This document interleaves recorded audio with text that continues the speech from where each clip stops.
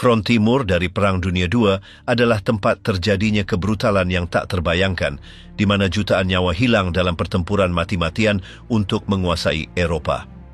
Di tengah kehancuran ini, perempuan-perempuan Soviet memainkan peran penting dalam melawan kemajuan Nazi. Mereka mendukung mesin perang dari belakang dan juga mengangkat senjata sebagai penembak jitu, pilot, dan pejuang garis depan. Singkatnya, mereka memiliki dampak besar dalam perang ini. Namun, keberanian dan dedikasi mereka harus dibayar dengan harga yang mengerikan. Sayangnya, mereka yang jatuh ke tangan Jerman menghadapi nasib mengerikan yang melambangkan peristiwa perang paling buruk yang tak terkatakan, mulai dari penghinaan hingga eksploitasi. Pada akhirnya, semua ini membuat kita bertanya-tanya, apa yang terjadi dengan perempuan-perempuan ini yang, meskipun kepahlawanan mereka berakhir dalam penawanan, ditangkap oleh tentara Jerman. Dan apa sebenarnya yang dilakukan tentara Jerman kepada perempuan-perempuan ini?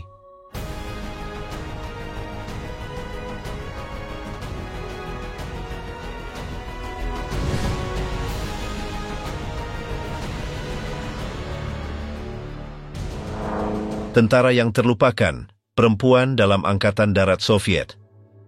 Ketika Jerman Nazi menyerbu Uni Soviet pada bulan Juni 1941, Tentara Merah menghadapi musuh yang tak kenal ampun yang bertekad menghancurkan seluruh sistem politiknya dan yang paling kejam, penduduknya. Sebagai tanggapan, Uni Soviet menyerukan seluruh warganya untuk mempertahankan tanah air, termasuk perempuan, yang merespons secara besar-besaran, sehingga menjadi bagian penting dari mesin militer Soviet. Partisipasi perempuan dalam angkatan bersenjata Soviet belum pernah terjadi sebelumnya dalam sejarah modern. Lebih dari 800.000 perempuan bergabung dengan Tentara Merah selama perang berlangsung. Perempuan-perempuan ini mengambil peran yang secara tradisional dan pada saat itu biasanya hanya diperuntukkan bagi laki-laki, menantang stereotip dan prasangka. Prajurit perempuan unggul sebagai penembak jitu yang mematikan, petugas medis pemberani, operator radio, pilot, dan pejuang infanteri. Kontribusi mereka sangat signifikan dalam unit penembak jitu perempuan dan skuadron penerbangan, di mana mereka menunjukkan ketepatan dan keberanian yang setara, bahkan dikatakan melampaui rekan laki-laki mereka. Di antara pahlawan perempuan ini, beberapa nama menonjol seperti Lyudmila Pavlichenko yang menewaskan lebih dari 300 musuh sebagai penembak jitu dan Marina Raskova dikenal sebagai Amelia Earhart dari Soviet yang mendirikan resimen pengebom malam perempuan dijuluki oleh tentara Jerman sebagai penyihir malam. Perempuan-perempuan pemberani ini berjuang untuk tanah air mereka hingga akhir, sekaligus berjuang membuktikan kemampuan mereka dan mendobrak batasan gender di tengah perang yang menghancurkan serta dalam era yang cukup konservatif. Namun risiko yang mereka hadapi di medan perang sangatlah besar. Selain peluru dan bom, para pejuang perempuan mengetahui bahwa jatuh ke tangan musuh bukan hanya berarti kekalahan militer, tetapi juga sebuah kutukan pribadi. Berbeda dengan laki-laki yang ditangkap, yang biasanya dibunuh atau dikirim ke kamp-kamp penjara, perempuan menghadapi kekerasan yang lebih dari sekadar fisik, yang bertujuan menghancurkan kemanusiaan mereka. Perlakuan terhadap perempuan-perempuan Soviet yang ditangkap merupakan kombinasi dari penghinaan ideologis dan kebencian ekstrim terhadap perempuan. Seperti diketahui, bagi Nazi, ideologi komunis adalah sesuatu yang menjijikkan, dan perempuan yang berjuang mempertahankannya dianggap sebagai penyimpangan. Perspektif yang merendahkan ini memungkinkan Nazi membenarkan kekejaman yang mereka lakukan terhadap perempuan-perempuan tersebut. Kesaksian yang terkumpul bertahun-tahun kemudian mengungkapkan kengerian yang mereka alami, penghinaan publik, penyiksaan psikologis, serta kekerasan seksual secara sistematis. Kisah-kisah penangkapan seringkali dimulai dengan kesalahan taktis atau pengepungan tanpa henti. Pasukan Jerman, begitu mengetahui ada perempuan di antara tawanan mereka, segera memisahkan mereka dari laki-laki, memulai proses penghinaan yang diawali dengan perampasan martabat mereka. Bagi perempuan-perempuan Soviet, penangkapan berarti perjuangan bertahan hidup melawan musuh di hadapan mereka, sekaligus melawan musuh sunyi yang hidup dalam diri kita sendiri, yaitu pikiran kita. Mereka berjuang keras untuk mencegah kehancuran identitas dan kemanusiaan mereka. Terlepas dari segala penderitaan, perempuan-perempuan ini selalu menunjukkan keberanian luar biasa dalam kondisi yang tak terbayangkan. Penawanan dan dehumanisasi, ideologi Nazi melawan tawanan perang perempuan Soviet. Dalam konteks yang menjadi perhatian mesin ideologi Nazi adalah keyakinan akan superioritas rasial dan dehumanisasi terhadap mereka yang dianggap inferior. Bagi rezim Hitler, tentara Soviet tidak dipandang sebagai musuh yang layak, melainkan sebagai manusia yang lebih rendah. Penghinaan ini bahkan jauh lebih ekstrim terhadap para perempuan petempur Soviet. Rezim Nazi mempromosikan pandangan terhadap perempuan Soviet sebagai pengkhianat feminitas karena ikut serta dalam perang dan sebagai pembawa ideologi yang merosot. Penghukuman ganda secara ideologi dan gender ini membenarkan di mata Nazi perlakuan kejam terhadap mereka. Berbeda dengan tawanan perang barat seperti Inggris atau Amerika yang menerima perlakuan relatif lebih baik berkat perjanjian internasional, tentara Soviet yang ditangkap menghadapi nasib yang brutal. Perempuan, di pihak mereka, mengalami penderitaan yang jauh lebih tanpa ampun, menggabungkan eksploitasi fisik dengan dehumanisasi total. Dari saat pertama ditangkap, para perempuan Soviet dirampas hak, identitas, dan martabat mereka. Di kamp tahanan, mereka dipaksa untuk menanggalkan pakaian di depan penjaga yang ingin menegaskan kekuasaan mereka melalui penghinaan. Seorang penyintas yang diidentifikasi sebagai Anya S. mengenang, "Mereka memandang kami seakan-akan kami adalah ternak. Tidak peduli seberapa keras kami melawan atau menangis, mereka tetap tertawa, karena bagi mereka, kami bukan manusia." Kesaksian juga berbicara tentang perlakuan yang tidak setara terhadap perempuan dari kewarganegaraan lain. Sementara tawanan perempuan Prancis atau Polandia, meskipun juga dikenakan kerja paksa, tawanan perempuan Soviet sengaja diisolasi dan kehilangan kontak dengan dunia luar. Isolasi ini merupakan upaya untuk menghapus identitas mereka, baik secara pribadi maupun nasional, serta memperkuat narasi Nazi bahwa orang Soviet tidak memiliki tempat dalam tatanan dunia. Tidak mengejutkan bahwa kebrutalan fisik merupakan bagian integral dari penahanan. Laporan dari masa itu menggambarkan bagaimana tawanan perempuan Soviet secara sistematis disiksa, baik untuk memperoleh informasi maupun sekadar untuk hiburan para penjaga. Mereka tidak diberi makanan dan kondisi sanitasi dasar yang memadai, sehingga menyebabkan penyakit yang jarang sekali diobati. Seorang tawanan bernama Nina mengisahkan dalam memoarnya, "Ada hari-hari ketika kami diberi roti yang sudah berjamur. Kami tetap memakannya agar tidak mati, tetapi setiap gigitan mengingatkan kami bahwa bagi mereka, kami hanyalah bayangan." Kekerasan juga menjadi senjata perang yang digunakan terhadap perempuan-perempuan ini. Kesaksian yang dikumpulkan oleh para peneliti kemudian hari mengungkap skala kejahatan-kejahatan tersebut dengan rincian yang memperlihatkan penderitaan individu sekaligus strategi penghancuran psikologis yang disengaja. Rezim Nazi membangun sistem yang dirancang untuk menghancurkan para tawanan Soviet secara fisik maupun emosional. Namun demikian, kisah para penyintas seperti Tamara Ivanova yang menulis bertahun-tahun kemudian, "Mereka ingin menghapus siapa kami, tetapi mereka tidak bisa mengambil cinta saya terhadap tanah air dan rakyat saya," menunjukkan bahwa bahkan dalam situasi paling tidak manusiawi pun, banyak dari mereka yang mampu mempertahankan secercah harapan. Bab kelam dalam sejarah ini mengungkapkan kebrutalan rezim Nazi, tetapi juga mengajarkan kita tentang kekuatan luar biasa dari perempuan-perempuan yang, meskipun menghadapi hal-hal yang tak terbayangkan, tetap melawan dari dalam dirinya. Akan tetapi, ini bukanlah satu-satunya hal yang harus dihadapi oleh perempuan-perempuan Soviet yang jatuh ke tangan tentara Jerman. Kengerian dari dalam, kekerasan gender dan kekerasan seksual dalam Reich ketiga. Kekerasan seksual digunakan sebagai senjata perang untuk menaklukkan, mempermalukan, dan mendehumanisasi tawanan perempuan Soviet.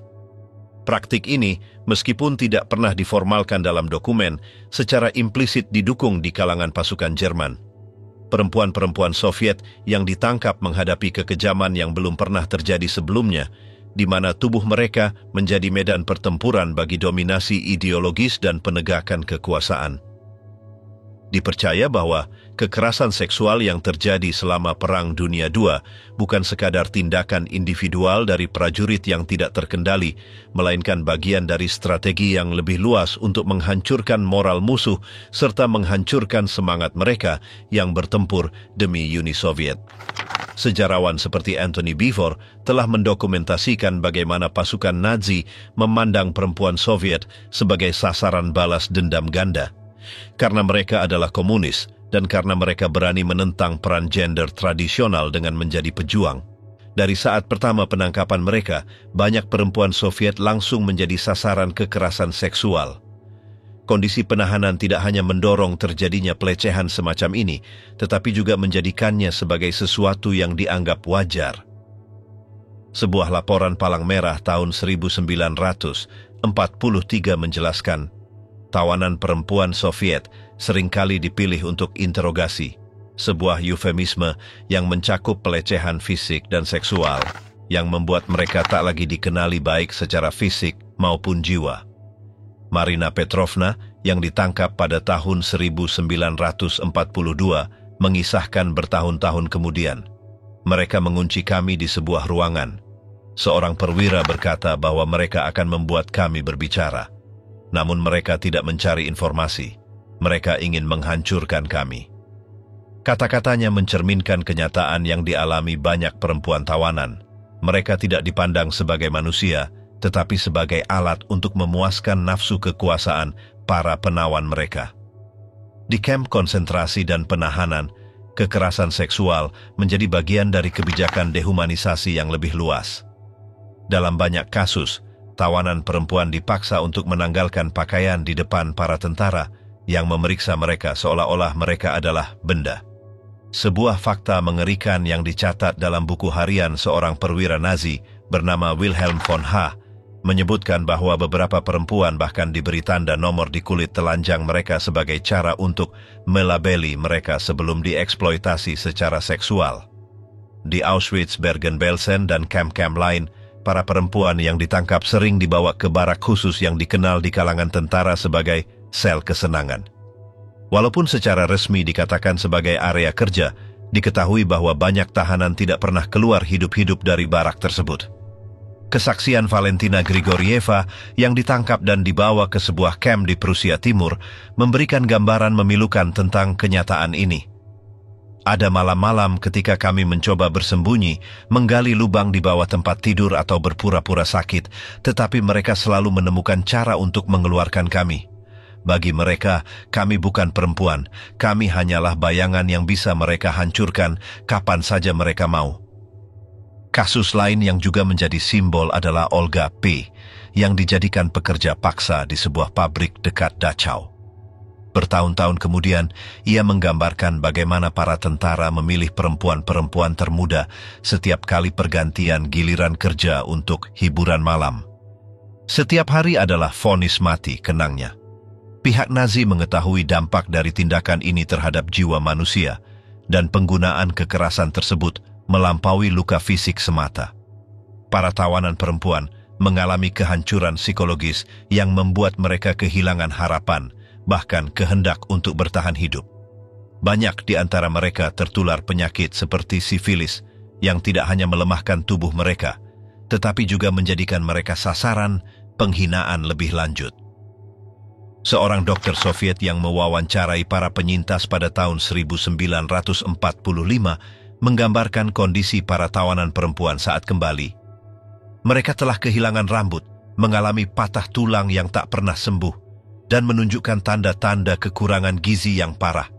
Namun yang paling membuat saya terpukul adalah tatapan kosong di mata mereka, seolah-olah mereka tidak lagi berada di dunia ini. Isolasi yang diberlakukan oleh Nazi memperburuk penderitaan ini. Para perempuan tidak bisa mempercayai siapapun, bahkan sesama tawanan, karena takut dikhianati. Pemisahan secara paksa ini menciptakan situasi yang penuh kesepian dan kesakitan. Penelitian terbaru mengungkap bahwa beberapa perwira Nazi menggunakan kekerasan seksual untuk mengumpulkan informasi dari tawanan perempuan. Dalam dokumen yang dibuka oleh arsip Jerman pada tahun 2017, ditemukan bukti bahwa sejumlah tawanan perempuan Soviet mengalami penyiksaan seksual yang dirancang untuk menghancurkan mereka secara emosional sebelum interogasi. Salah satu kasus yang paling mengganggu melibatkan seorang perempuan yang hanya dikenal dengan nama Tania, yang tertangkap setelah sebuah penyergapan. Arsip tersebut mengungkapkan bahwa penyiksaan terhadapnya meliputi mutilasi fisik dan seksual. Tetapi meskipun demikian, ia tidak pernah mengungkapkan informasi apapun tentang unit militernya.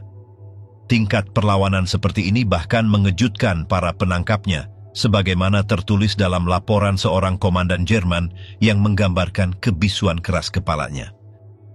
Meskipun besarnya skala kejahatan ini, sangat sedikit pelaku yang dibawa ke pengadilan. Pada pengadilan Nuremberg, kekerasan seksual tidak dibahas secara khusus sebagai kejahatan tersendiri, sehingga banyak penyintas kehilangan suara dan tidak memperoleh keadilan.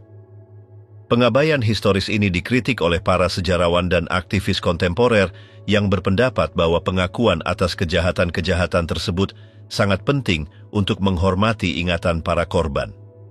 Kata-kata Irina Zaitseva, salah satu dari sedikit perempuan yang bersaksi di depan pengadilan Soviet pada tahun 1947, mencerminkan ketidakadilan ini. Mereka menggunakan kami, mereka menghancurkan kami, lalu mereka melupakan kami. Siapa yang akan berbicara untuk kami sekarang? Walaupun banyak tentara perempuan menderita dalam diam, sebagian lainnya berhasil menemukan cara untuk bertahan hidup dan membangun kembali kehidupan mereka. Kesaksian mereka adalah bukti nyata kemampuan manusia untuk bertahan di tengah kebiadaban. Sangat luar biasa mengingat bagaimana kekerasan seksual tersebut tidak berhasil menghancurkan inti dari diri perempuan-perempuan ini, yang ingatannya tetap bertahan sebagai simbol perlawanan menghadapi dehumanisasi total. Kerja paksa di Reich, perbudakan. Sistem kerja paksa Nazi merupakan salah satu alat utama yang menopang upaya perang mereka. Ketika laki-laki Jerman dikirim ke garis depan, Reich membutuhkan tenaga pengganti di pabrik, pertanian, dan industri-industri penting lainnya. Dalam konteks ini, tawanan perempuan Soviet yang tertangkap menjadi sumber daya yang dieksploitasi tanpa belas kasihan. Dipindahkan ribuan kilometer dari kampung halaman mereka, perempuan-perempuan ini terjebak dalam siklus kerja ekstrim, kelaparan, dan kondisi kehidupan yang tidak manusiawi. Patut disebutkan bahwa meskipun nasib banyak tawanan perempuan yang disebut sebelumnya melibatkan kekerasan seksual, mereka yang dipaksa bekerja menghadapi kengerian yang berbeda.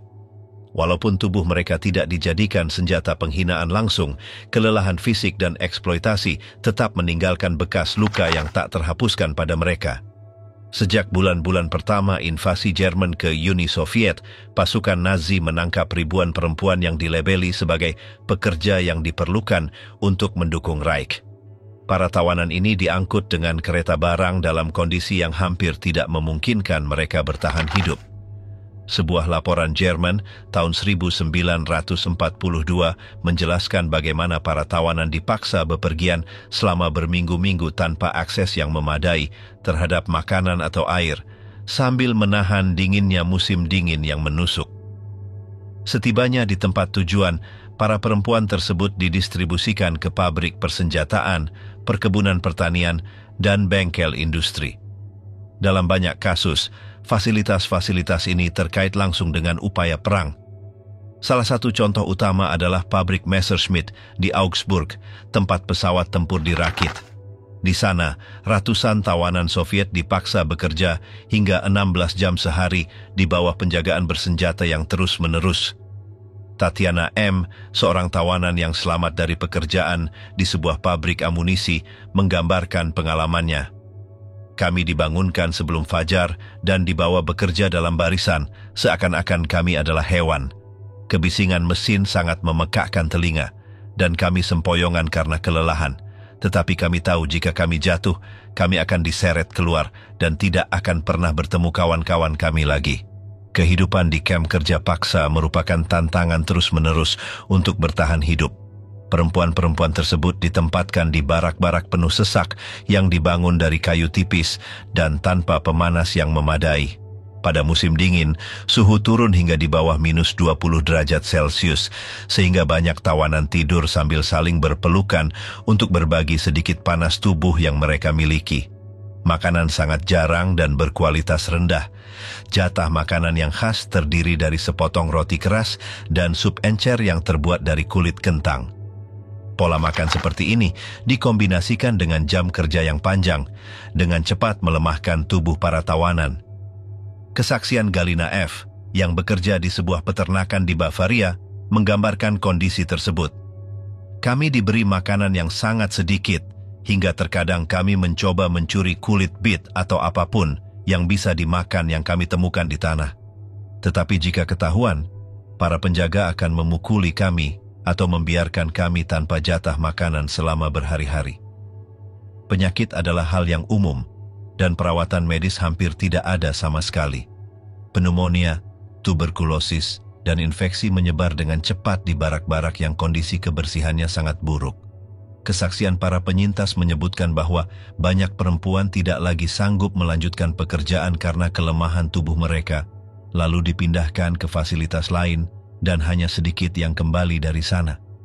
Tenaga kerja tawanan perempuan Soviet tidak hanya menopang perekonomian Perang Jerman, tetapi juga secara langsung berkontribusi pada produksi militer. Di pabrik-pabrik persenjataan, para perempuan dipaksa merakit peluru, pesawat terbang, dan tank, produk yang nantinya akan digunakan melawan rakyat mereka sendiri. Ironisnya, beberapa tawanan perempuan mencoba menyabotase upaya perang dari dalam. Terdokumentasi kasus-kasus di mana para perempuan sengaja menambahkan cacat pada amunisi atau memperlambat perakitan bagian-bagian penting. Seorang tawanan yang diidentifikasi sebagai Lena 5 bertahun-tahun kemudian menuturkan, "Kami tahu bahwa tangan kami sedang menciptakan kematian bagi rakyat kami sendiri. Jadi terkadang kami sengaja membengkokkan suatu bagian atau tidak cukup mengencangkan baut. Ini memang berbahaya, tetapi itulah cara kami untuk melawan." Menariknya, beberapa tawanan berhasil menjalin komunikasi dengan pekerja Jerman yang tidak terkait dengan rezim Nazi. Dalam kasus yang jarang terjadi, para pekerja ini membantu mereka menyembunyikan komponen yang rusak atau bahkan membagikan sedikit makanan. Tindakan kemanusiaan semacam ini, meskipun sedikit, merupakan penghiburan di tengah keputusasaan. Walaupun kerja paksa merupakan nasib yang sangat menghancurkan, banyak perempuan merasa bahwa mereka telah terhindar dari penderitaan yang lebih besar. Eksploitasi fisik, walaupun brutal, setidaknya memberikan mereka sedikit peluang untuk bertahan hidup dibandingkan dengan mereka yang terus-menerus mengalami kekerasan seksual. Sebuah dokumen Tentara Merah tahun 1943 yang didasarkan pada wawancara dengan para tawanan yang dibebaskan mencatat, perempuan yang ditugaskan ke pabrik atau perkebunan memiliki peluang lebih besar untuk kembali hidup-hidup. Meskipun kehidupan mereka sangat menyedihkan, mereka tidak mengalami tingkat penyiksaan psikologis yang sama dengan mereka yang dikirim ke barak-barak khusus. Namun, beban emosional akibat bekerja untuk musuh sangat besar. Para tawanan perempuan merasa bahwa mereka mengkhianati tanah air mereka, meskipun mereka melakukannya di bawah paksaan. Dualitas ini menciptakan luka psikologis yang dibawa oleh banyak dari mereka sepanjang sisa hidupnya. Studi-studi terbaru telah mengungkap lebih jelas keterkaitan antara perusahaan-perusahaan Jerman dengan sistem kerja paksa ini. Dokumen-dokumen yang telah dibuka menunjukkan bahwa perusahaan seperti Siemens, Bayer, dan Volkswagen memperoleh keuntungan besar dari tenaga kerja budak, termasuk dari perempuan-perempuan Soviet. Sebuah dokumen Siemens dari tahun 1944 menyebutkan bahwa tawanan perempuan bekerja dalam kondisi optimal demi memaksimalkan produksi, meskipun kesaksian-kesaksian berikutnya bertentangan dengan klaim tersebut dengan menggambarkan jam kerja yang tak berujung dan perlakuan kasar yang terus-menerus. Di sebuah pertanian dekat Berlin, ditemukan catatan yang mendokumentasikan penggunaan perempuan Soviet sebagai pekerja pertanian. Dokumen-dokumen ini mencakup catatan mengenai efisiensi kerja, dengan rincian tentang berapa hektar tanah yang mampu dikerjakan oleh para tawanan sebelum akhirnya jatuh karena kelelahan.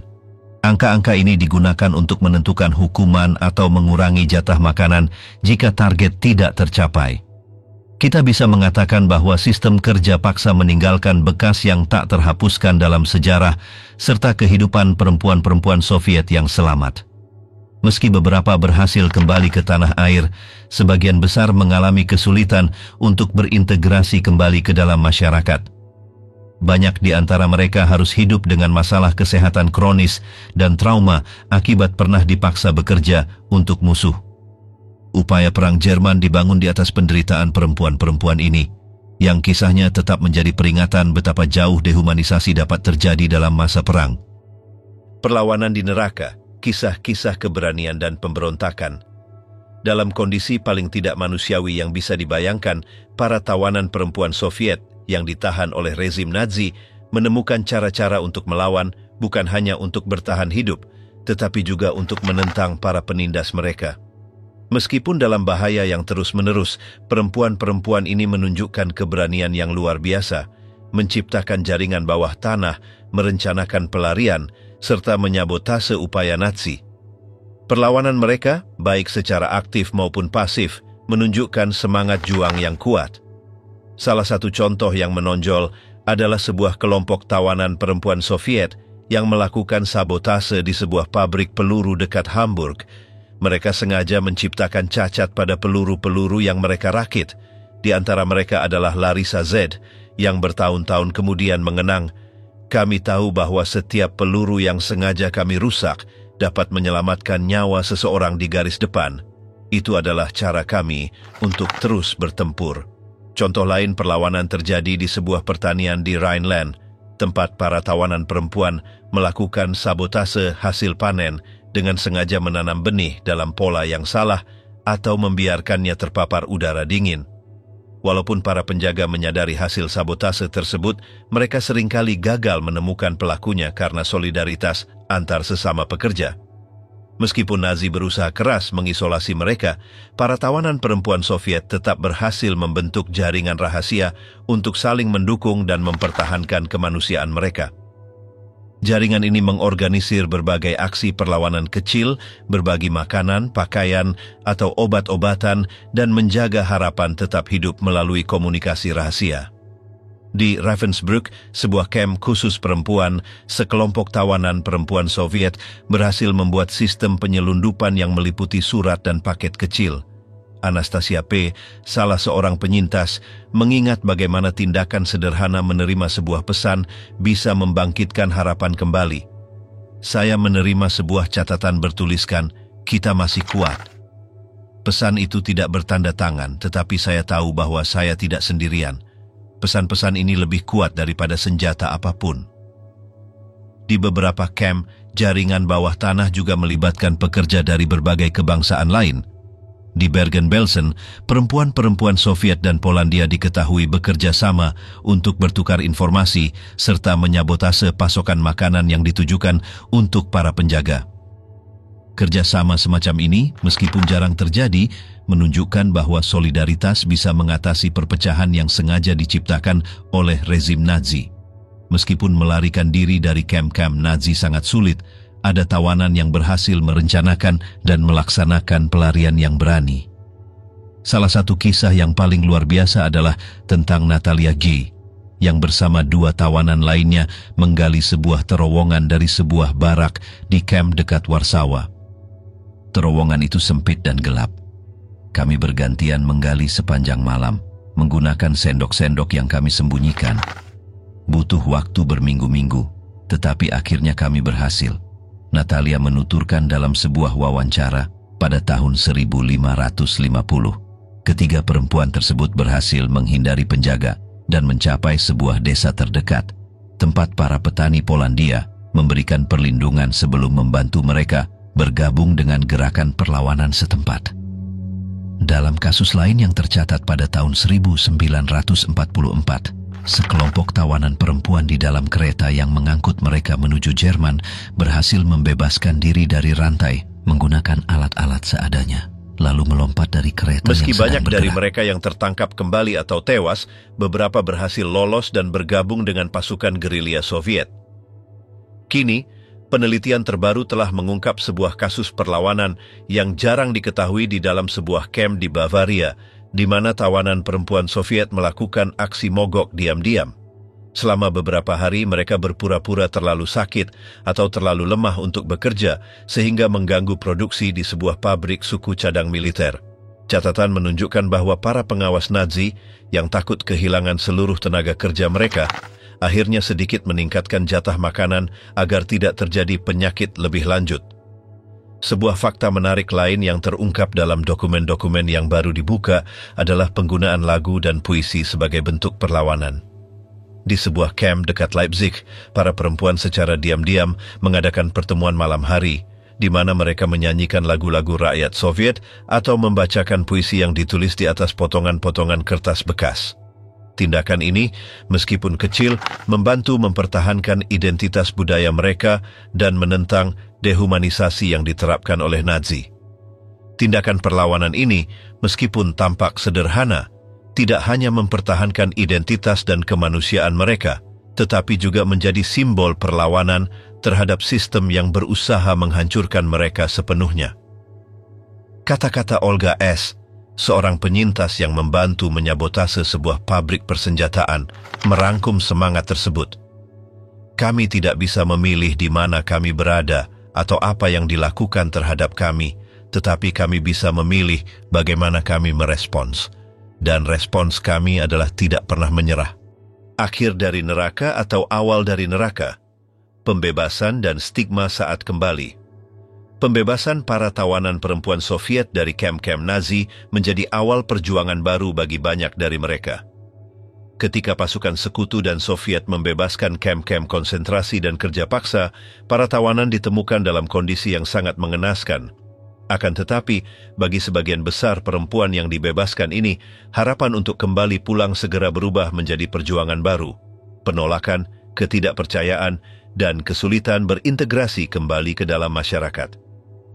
Ketika pasukan sekutu dan Soviet membebaskan kamp-kamp tersebut, para tawanan Soviet berada dalam kondisi yang sangat menyedihkan. Kurang gizi, sakit, dan mengalami trauma mendalam, banyak dari mereka hampir tidak dapat berjalan. Laporan awal dari para dokter militer sekutu menggambarkan para penyintas sebagai bayangan manusia, rapuh dan tak berdaya. Salah satu kasus seperti itu adalah Yulia P., yang dibebaskan pada tahun 1945 oleh pasukan Amerika di Jerman. Ketika mereka tiba, mereka memandang kami dengan rasa ngeri. Mereka memberi kami selimut, tetapi kami tidak tahu apakah kami harus mendekati mereka. Bertahun-tahun kami telah belajar untuk takut kepada tentara, tidak peduli dari mana mereka berasal. Bagi sebagian perempuan, akhir dari masa penahanan adalah awal dari proses penyembuhan, tetapi bagi yang lain, pembebasan justru membawa perasaan tidak pasti dan ketakutan. Di Uni Soviet, kembalinya para tawanan ditandai dengan ketidakpercayaan dari rezim Stalin. Ideologi Soviet memandang mereka yang pernah ditawan dengan penuh curiga, menganggap mereka berpotensi terkontaminasi oleh pengaruh musuh. Perempuan-perempuan ini, yang telah bertahun-tahun mengalami pelecehan dan penghinaan, disambut bukan sebagai pahlawan, melainkan sebagai orang-orang yang dicurigai. Sebuah dekret yang dikeluarkan pada tahun 1943 oleh rezim Soviet menyatakan bahwa siapa saja yang pernah ditawan harus diselidiki atas kemungkinan tindakan pengkhianatan. Banyak perempuan yang dibebaskan menjalani interogasi panjang oleh NKVD, Komisariat Rakyat untuk Urusan Dalam Negeri, lalu dikirim ke kamp-kamp filtrasi.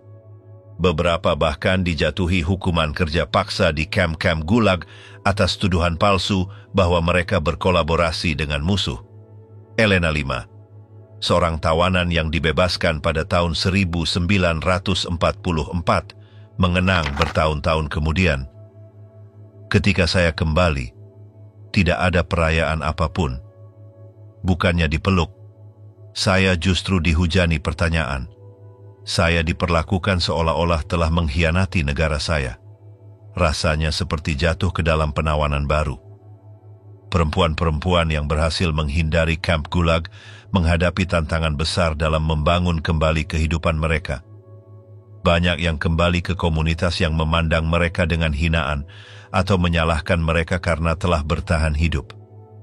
Dalam masyarakat yang sangat terluka akibat perang, kenyataan bahwa seseorang berhasil keluar hidup-hidup dari kamp Nazi dianggap mencurigakan, didorong pula oleh propaganda resmi yang menggambarkan tawanan sebagai calon pengkhianat. Stigma ini tidak hanya berdampak pada perempuan-perempuan tersebut, tetapi juga keluarga mereka. Beberapa keluarga memilih untuk tidak menerima mereka kembali karena takut akan dampak politiknya. Beberapa perempuan bahkan mengganti nama atau pindah ke daerah lain untuk mencoba memulai hidup baru, jauh dari orang-orang yang mengenal mereka.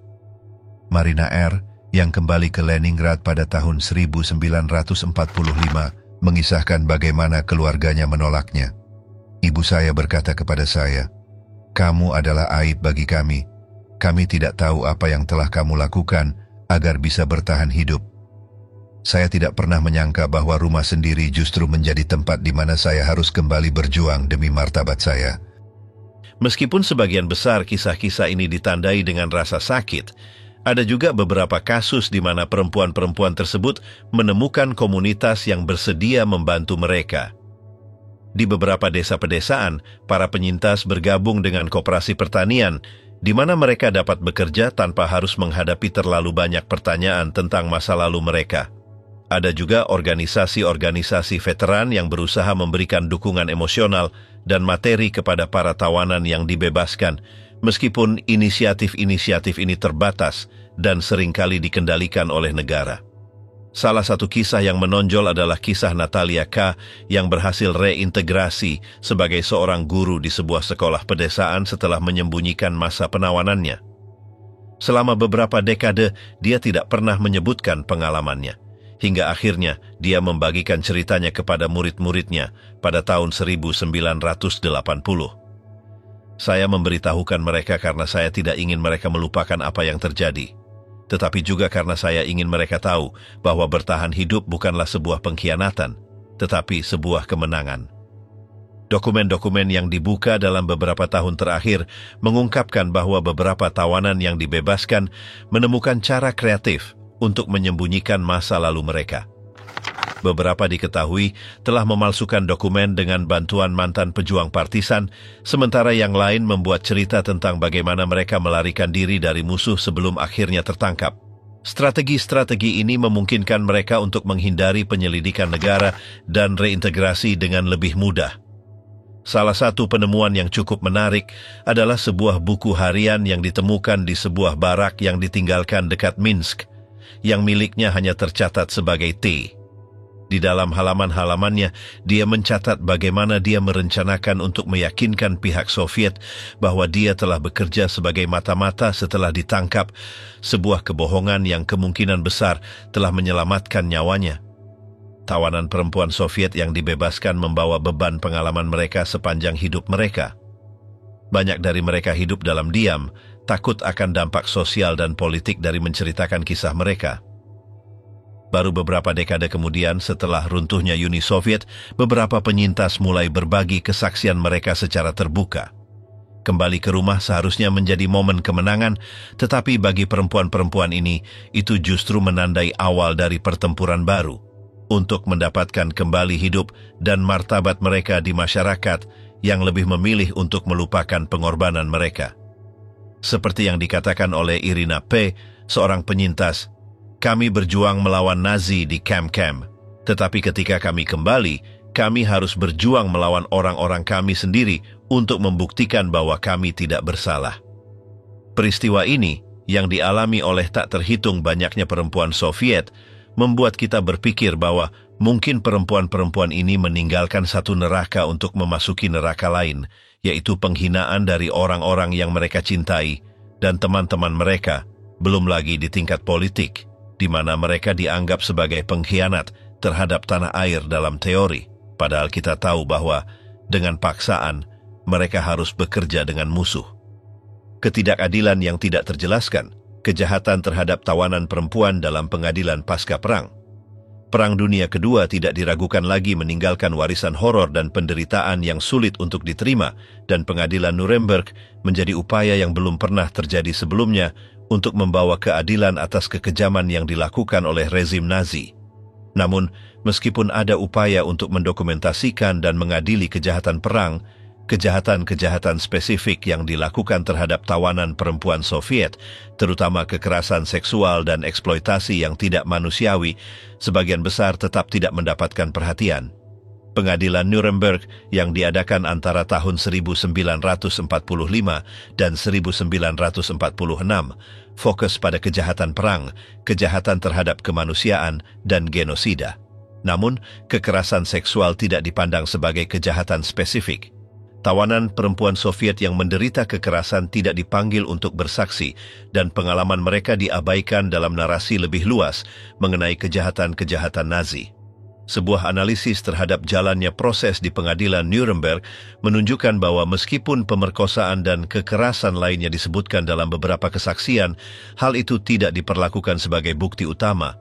Menurut sejarawan Wendy Lower, kekerasan seksual terhadap tawanan perempuan dianggap sebagai kerusakan sampingan, bukan tindakan perang yang sistematis. Pengabaian ini memperpanjang keheningan sekitar para korban ini. Kasus Ravensbrück, sebuah kamp khusus perempuan, adalah salah satu dari sedikit kasus di mana bukti yang terkait dengan pelecehan seksual disajikan. Namun, para pelaku tidak dihadapkan pada tuduhan spesifik untuk kejahatan-kejahatan ini, dan keadilan bagi para korban tetap tidak lengkap. Dekade-dekade setelah pengadilan, para sejarawan mulai mengisi kekosongan yang ditinggalkan oleh pengadilan pasca perang. Pembukaan arsip di bekas Uni Soviet dan Jerman memungkinkan para peneliti untuk mengakses dokumen yang mengungkapkan sejauh mana kejahatan-kejahatan yang dilakukan terhadap tawanan perempuan Soviet. Pada tahun 1992, sekelompok ilmuwan Rusia menerbitkan laporan rinci mengenai kondisi tawanan perempuan Soviet di kamp-kamp Nazi. Laporan ini mencakup kesaksian yang sebelumnya tidak diketahui, seperti yang diberikan oleh Zinaida Pemialari, yang mengisahkan bagaimana dia dan perempuan-perempuan lain menjadi subjek eksperimen medis di Ravensbrück. Kami disuntik dengan zat-zat yang tidak kami pahami. Setelah itu, kaki kami membengkak, dan beberapa dari kami tidak bisa lagi berjalan. Tidak ada yang menjelaskan apapun kepada kami. Kami seperti objek uji coba. Laporan tersebut juga menyoroti bagaimana kekerasan seksual digunakan sebagai alat dominasi, namun menekankan bahwa cerita-cerita ini jarang sampai ke pengadilan karena rasa malu dan stigma yang dihadapi oleh para korban, baik di Uni Soviet maupun di Eropa Barat. Tempat perempuan-perempuan tawanan Soviet dalam memori kolektif Perang Dunia Kedua telah menjadi kompleks dan seringkali terpinggirkan. Di Uni Soviet, narasi resmi lebih fokus pada perlawanan heroik tentara merah, sementara penderitaan para tawanan perempuan dianggap sebagai topik yang tidak nyaman dan tidak sesuai dengan citra triumfal negara tersebut. Selama beberapa dekade, kisah-kisah perempuan ini diabaikan dari catatan resmi dan monumen-monumen. Bahkan di Jerman, di mana ingatan tentang Holocaust dan kejahatan perang Nazi menjadi fokus utama, pengalaman tawanan perempuan Soviet mendapatkan perhatian yang relatif sedikit jika dibandingkan dengan korban lainnya. Dalam beberapa tahun terakhir, beberapa proyek monumen berusaha untuk memperbaiki kelalaian ini. Pada tahun 2005, sekelompok sejarawan Jerman membuka sebuah monumen di Berlin yang didedikasikan untuk para tawanan perempuan perang, termasuk perempuan-perempuan Soviet. Prasasti pada monumen tersebut mencakup potongan kesaksian dari Lyudmila P. Mereka mengambil segala-galanya dari kami, tetapi mereka tidak bisa mengambil kemanusiaan kami. Namun, penemuan terbaru di Arsip Palang Merah Internasional mengungkapkan korespondensi antara pejabat sekutu yang mendiskusikan kesulitan dalam menangani kesaksian kekerasan seksual selama pengadilan. Dalam sebuah surat yang bertanggal tahun 1946, seorang pejabat mengungkapkan kekhawatirannya bahwa kesaksian-kesaksian ini dapat mengalihkan perhatian dari kejahatan-kejahatan yang lebih besar. Pemikiran ini mencerminkan persepsi pada saat itu bahwa penyalahgunaan terhadap perempuan bukanlah prioritas untuk keadilan. Sebuah penemuan menarik lainnya adalah kasus Anaka yang berhasil mendokumentasikan pengalamannya dalam sebuah buku harian selama dipenjara di sebuah kamp dekat Stuttgart. Buku harian ini yang ditemukan oleh keturunannya pada tahun 2011 tidak hanya merinci kekerasan yang dia alami, tetapi juga upayanya untuk mempertahankan martabatnya. Dalam salah satu entry, dia menulis, "Mereka mengira kami lemah, tetapi setiap hari saya bertahan hidup adalah kemenangan kecil yang tidak bisa mereka ambil dari saya." Dalam beberapa dekade terakhir, beberapa negara mulai mengakui penderitaan perempuan-perempuan ini. Pada tahun 1997, Rusia meluncurkan inisiatif untuk mendokumentasikan kesaksian para penyintas perang, termasuk para tawanan perempuan.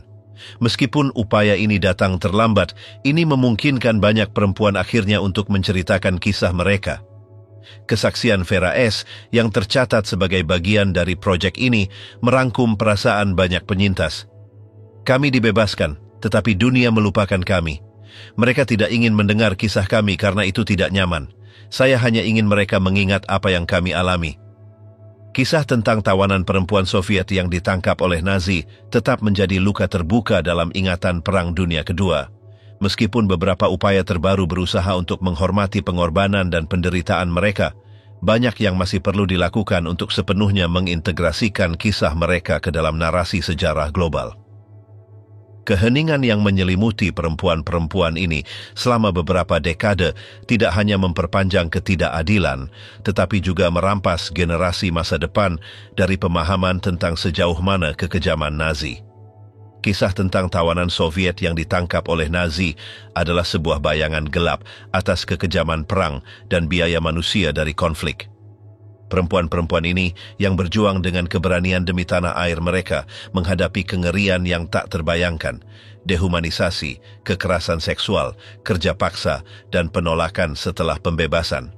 Melalui semua itu, ketahanan mereka, baik fisik maupun emosional, menjadi bukti kapasitas manusia untuk menghadapi kesulitan yang paling absolut. Namun, selama beberapa dekade, penderitaan mereka dibungkam oleh rasa malu, stigma, dan prioritas dari ingatan sejarah yang selektif.